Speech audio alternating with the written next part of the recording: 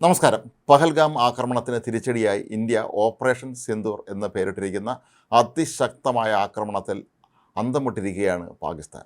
അതിനിടയിലാണ് പാകിസ്ഥാനിലെ ചില സൈനിക വൃത്തങ്ങൾ ഇന്ത്യക്ക് ഇതിന് തിരിച്ചടി നൽകും എന്ന പ്രഖ്യാപനവുമായി രംഗത്തെത്തിയത്. എന്നാൽ ഒരു കാരണവശാലും ഇന്ത്യയോട് തിരിച്ചടിക്ക് തയ്യാറാകരുത് എന്നാണ് അമേരിക്ക ഇപ്പോൾ പാകിസ്ഥാനോട് ആവശ്യപ്പെട്ടിരിക്കുന്നത്. American state secretary Marco Rubio തന്നെയാണ് ഇക്കാര്യം പാകിസ്ഥാനെ അറിയിച്ചിരിക്കുന്നത്. പാകിസ്ഥാനിലെ വിദേശകാര്യമന്ത്രിയെ നേരിട്ട് വിളിച്ച് ഇക്കാര്യത്തിൽ കർശന നിലപാട് ആണ് അമേരിക്ക വ്യക്തമാക്കിയതെന്നാണ് പറയപ്പെടുന്നത്. ഇന്ത്യയെ ആക്രമിക്കുന്നത് പോയിട്ട് അക്കാര്യം ചിന്തിക്കുക പോലും ചെയ്യരുത് എന്നാണ് അമേരിക്ക ഇപ്പോൾ പാകിസ്ഥാനോട് ആവശ്യപ്പെട്ടിരിക്കുന്നത്. അതിന് അമേരിക്ക മുന്നോട്ട് വച്ചിരിക്കുന്ന പ്രധാന കാരണങ്ങളിലൊന്ന്, ഇന്ത്യ നിരന്തരമായി പാകിസ്ഥാനിൽ നിന്ന് തീവ്രവാദ ആക്രമണങ്ങൾ നേരിട്ടിരുന്നു.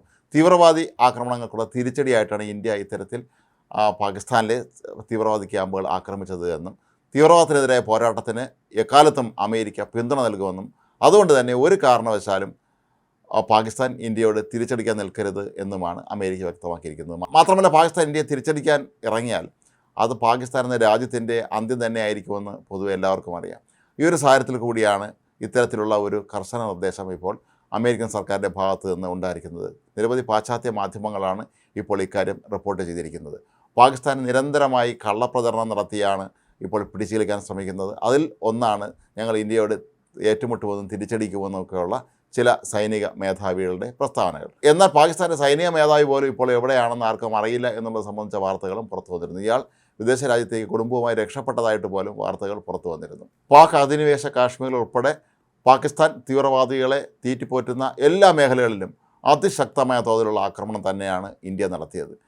തീവ്രവാദ വിരുദ്ധ നിലപാടുകൾക്ക് ഇന്ത്യക്ക് നേരത്തെ തന്നെ അമേരിക്കയും ഇസ്രായേലും ഉൾപ്പെടെ നിലവിൽ തീവ്രവാദ ഭീഷണി നേരിടുന്ന രാജ്യങ്ങളൊക്കെ തന്നെ എല്ലാവിധ പിന്തുണയും പ്രഖ്യാപിച്ചിരുന്നു.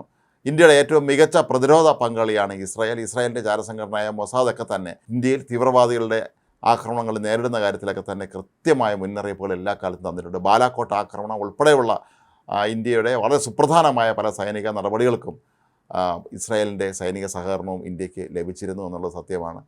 തീവ്രവാദം എവിടെയുണ്ടോ ആ രാജ്യം നശിക്കും എന്നുള്ള ഒരു സങ്കല്പത്തിന് കൃത്യമായി ഒരു ഉദാഹരണമായി മാറുകയാണ് പാകിസ്ഥാൻ. അവിടെ ദാരിദ്ര്യവും മറ്റൊരുപാട് പ്രശ്നങ്ങളും നിലനിൽക്കുമ്പോൾ പോലും തീവ്രവാദത്തിന് മാത്രമാണ് അവർ സഹായം നൽകുന്നത്. ഇപ്പോൾ തുർക്കിയും ചൈനയുമായെല്ലാം തന്നെ അവർ സൈനിക സഹായം നേരത്തെ ആവശ്യപ്പെട്ടിരുന്നു. ഈ തുർക്കിയും ചൈനയും ഒക്കെ തന്നെ സഹായിക്കാൻ ഇറങ്ങിയാൽ പോലും ഇന്ത്യക്കൊപ്പം ഇസ്രായേലും അമേരിക്കയും യുദ്ധത്തിന് സഹായകമായി എത്തുകയാണെങ്കിൽ പിന്നെ പാകിസ്ഥാൻ എന്ന രാജ്യം പോലും അവിടെ കാണില്ല എന്നുള്ളതാണ് ഉറപ്പായ കാര്യം. അപ്പോൾ അതുകൊണ്ട് തന്നെ അമേരിക്ക നൽകിയ ഈ ഒരു നിർദ്ദേശം പാകിസ്ഥാൻ അനുസരിക്കാൻ തന്നെയാണ് സാധ്യത. തൽക്കാലത്തേക്ക് കുറേ കള്ള നുണപ്രചരണങ്ങളൊക്കെ നടത്തുകയും ഒപ്പം ഞങ്ങൾ ഇന്ത്യ ഏത് നിമിഷം വേണമെങ്കിലും ആക്രമിക്കും എന്നൊരു അന്തരീക്ഷം ഉണ്ടാക്കി വയ്ക്കുകയും ചെയ്തതിന് ശേഷം പിന്നെ അങ്ങോട്ട് പിൻവാങ്ങിക്കളയുക എന്ന രീതി തന്നെയായിരിക്കും പാകിസ്ഥാൻ സ്വീകരിക്കാൻ സാധ്യതയുള്ളത്. കാരണം ഒരു രാജ്യത്തോടും യുദ്ധം ചെയ്യാനുള്ള ഒരു ആരോഗ്യസ്ഥിതിയല്ല ഇപ്പോൾ പാകിസ്ഥാൻ എന്ന രാജ്യത്തിനുള്ളത്.